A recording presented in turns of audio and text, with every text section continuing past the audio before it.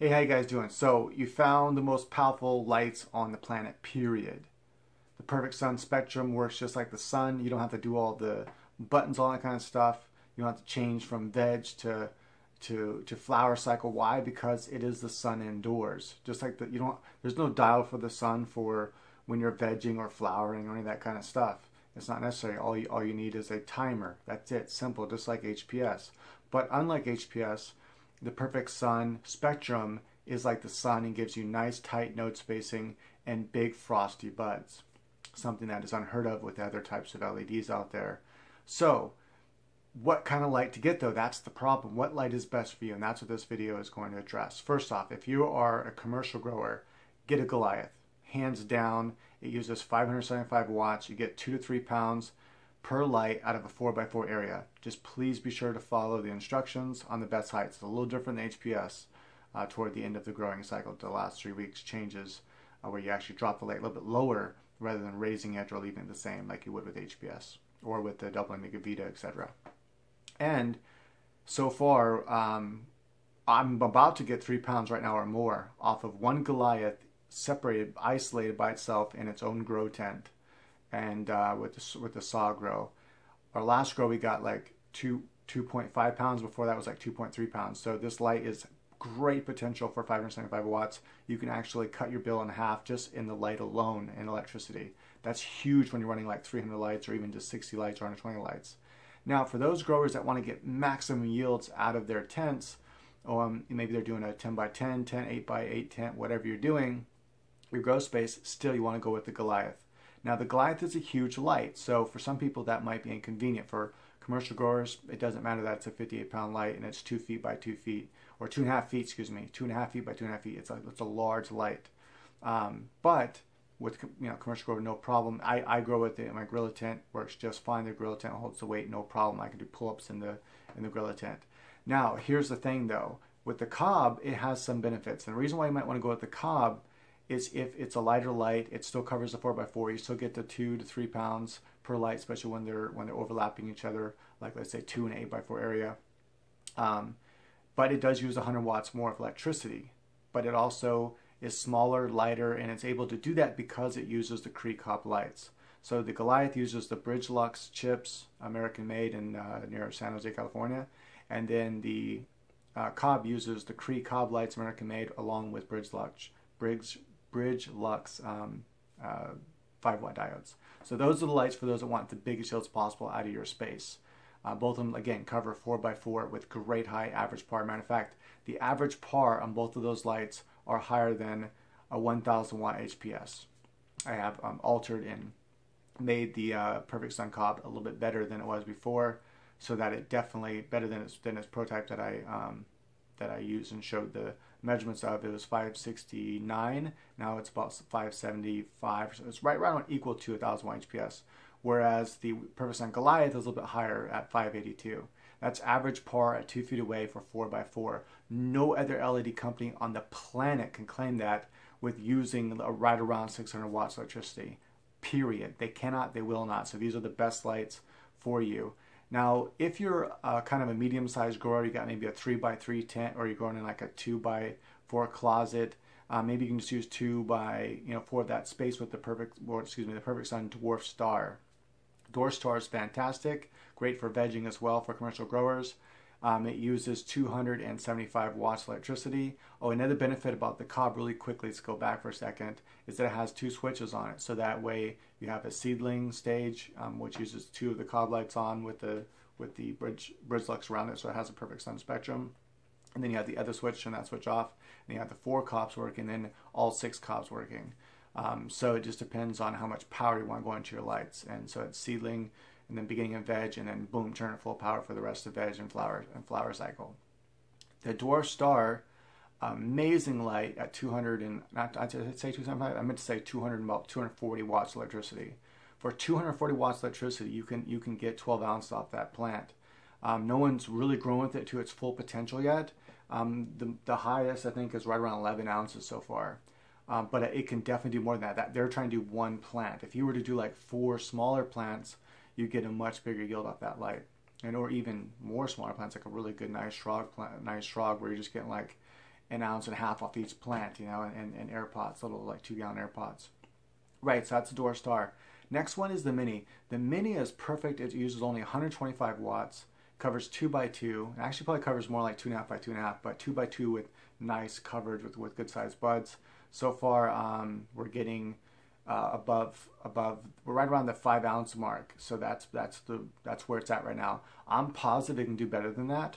And I think with more plants underneath it, I might be able to pull off something like, you know, hopefully 6 ounces or 7 ounces. That is crazy for only using 125 watts. So for a 2 by 2 area to pull off, you know, 5 ounces is absolutely fantastic. And that's way over a gram per watt. Now the next up is the one that confuses a lot of people. This is the hardest light to grow with.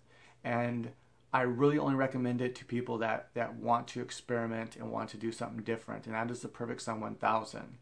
Now, it used to be the most powerful light, but that was replaced with the Goliath and the Perfect Sun Cob. Those are the commercial lights. Those are the lights you want to use. It doesn't matter what your space is. Use 4x4 and you're going to get a better yield than the 1000. So just keep that in mind. What the 1000 though does so great at is vegging. It is the master veg light. With only using 530 watts, you put it on a light mover and it'll cover 8 by 4 feet. It'll cover a full 8 by 4 foot section, and it'll veg all those plants, and they grow fast, they grow vibrant, they grow big fat leaves, nice tight node spacing because it has the same Perfect Sun spectrum. And you can do that from like 2-3 feet away. It's crazy, and it's on a mover covering that whole area. Absolutely amazing. You can also flower with it. I don't recommend flowering with it doing 8 by 4 area unless you're just trying to space your plants out. You're not a commercial grower. You're not looking for super big yields. Then you can still get 1.8 pounds off of it. That's still fantastic. But if you move it to only cover 5 by 4 or 4 by 4, you still can get 1.8 pounds. So you might even be able to get 2 pounds off it if you just cover 4 by 4. So actually putting it on a mover and only moving it back and forth a foot will give you bigger yields than trying to cover a huge space. But for vegging, absolutely fantastic. You set a few of these things up and you're covering tons of space. Imagine the space your bedroom will, or the electricity your bedroom will save by using Perfect 1000 on movers. It's just absolutely fantastic, amazing light. So that's it. That's the lineup right now. In the future, I do plan on coming out with one more light. I have this one more light design that I've been working on for a while now. It's the light design that I've wanted to create from the very beginning, but yeah, just certain it's a work in progress, and it's almost there, and hopefully I can beat the Goliath. So far, no light has been able to beat the Goliath. 582 average par for 4x4 at 2 feet away from the measuring, and taking 17 points of measurement. Just watch the video on how I take the measurements in real time, and it's absolutely crazy. No other light company has been able to beat that. No 1000 watt HPS can beat that. The only light on the market that can beat that is a 1000 watt double-ended bulb, whether it's a Shio double-ended or a Gavita or something like that. It does beat it by a little bit, but the yields still come out around the same, 2 to 3 pounds per light. So it doesn't matter that it has slightly higher average par rating because its spectrum is lacking. It doesn't have that sun spectrum. My spectrum, just look at my spectrum on any of my light pages, you'll see that spectrum is fantastic. It's got this is the thing that most lights, I'm just going to mention this really quickly before I go out, and then you can go and look at what light was best for you. Hopefully this helps you make your decision, what light is best for you. But the main thing is that when you're looking at the lights and you're looking at their spectrum, most lights lack the deep red and the deep blue. This is why my lights get such good development in the veg stage, very fast growth, tight node spacing, and then in the flowering stage they just explode, and that deep blue still helps them keep nice tight node or nice tight calyx spacing so that you get dense buds. So you don't want to miss that out. And a lot of light companies don't realize this. Do what the sun does. Look, the sun has tons of deep blue during flowering. It doesn't change.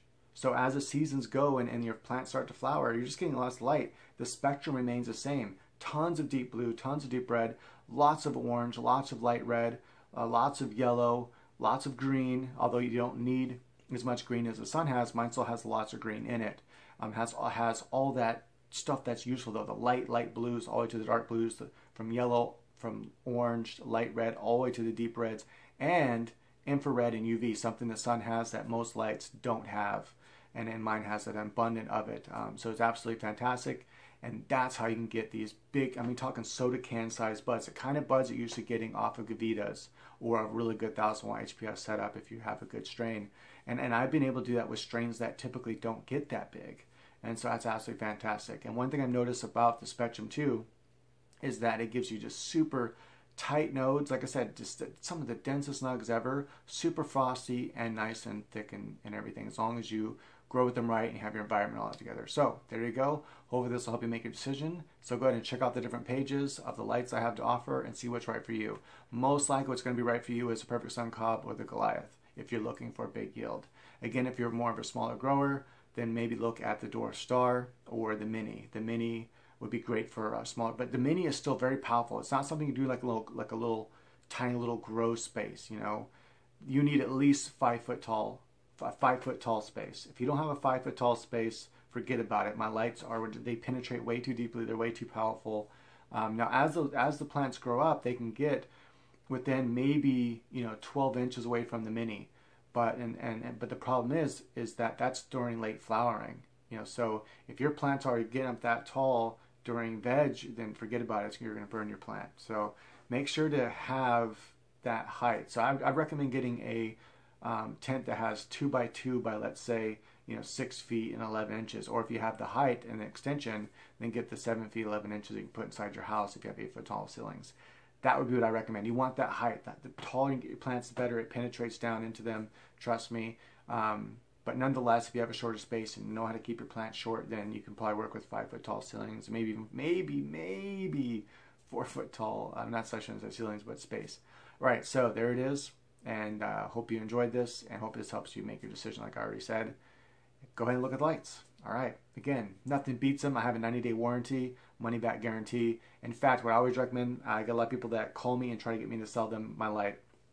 I don't care to be a salesperson. I used to do all that. So what I tell them is, I'm like, look, whatever you're looking at, do they offer a 90-day warranty? Try it for 90 days. And then, you can see for yourself what it does. I offer that warranty. If they offer that warranty, buy both lights. Then you'll know which one does better, which one has the bigger yield. You'll know. It'll be hands down. You'll be like, okay, I know which light is the best. Send back the light that doesn't perform. That's simple. That's my sales pitch. It's simple. Buy my light, buy their light, grow with both of them, and then you'll know which one's the best, and then you'll send the other one back. All right, guys. Thanks for watching.